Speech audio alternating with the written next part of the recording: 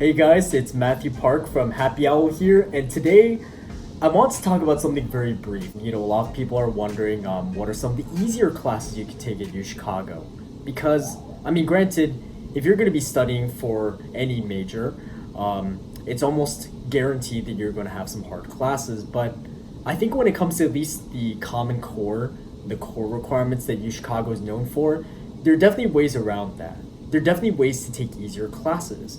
So I want to talk a bit about that. So the core requirements at UChicago include math, a humanities class, a social science class, often known as a soc, a biological science class, a physical science class, and a foreign language. Now, of course, there are ways to subvert these as well. For example, if you took an AP class in high school or an IB course and you received, say, for example, a 5 on the AP, or you did really well in that class, if you do well in certain placement tests, there are ways to skip them. But if you can't skip any of the cores, if you know you're going to take a core and you want to find a class that's a bit on the easier side, then I do have some suggestions.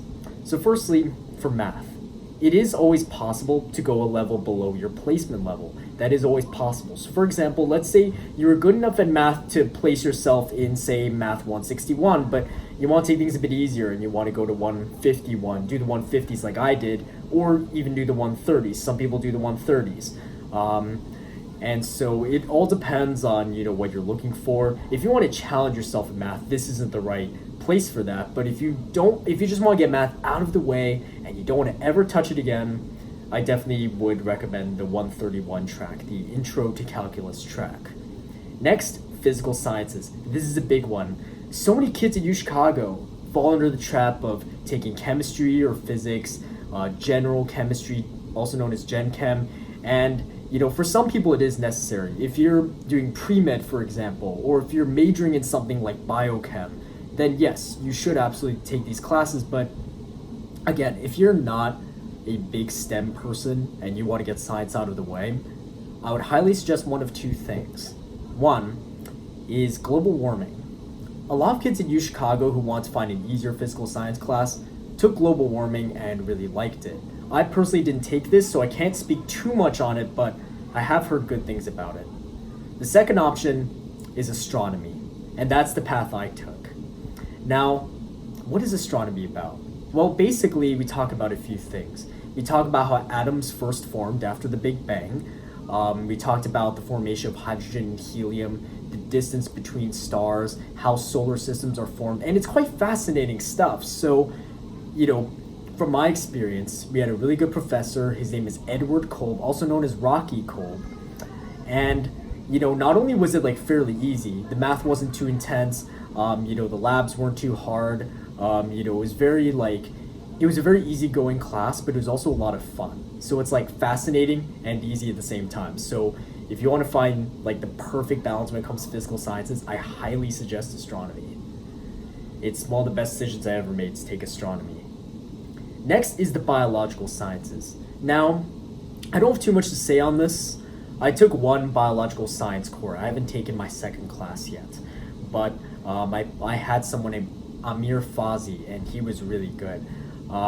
If you ever get the chance to have him, you really should. But yeah, I think, that when it comes to bio, it really just does depend on the professor.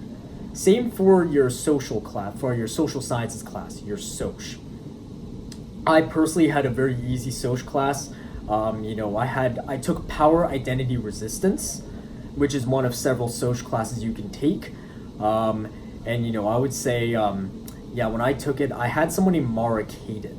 And she was a really good professor. She explained everything very well. She led very interesting discussions, and she didn't grade too harshly when it came to essays. So if you get her, you shouldn't have too hard of a time when it comes to soc.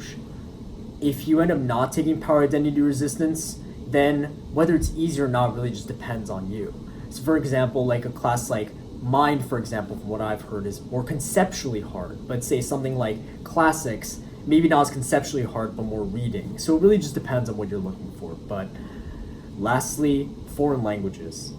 I highly suggest that you do honestly, any entry-level foreign language class, like the 101s, are really good if you want to get them out of the way. Now, granted, if you're already like fascinated by a certain language, like let's say you already took Spanish in high school, already took French or German in high school, and you want to continue it, then don't do the 101s because you'll probably get bored. But if you're someone who wants to start a new language and start off relatively easy, then you should definitely do one of the 101s.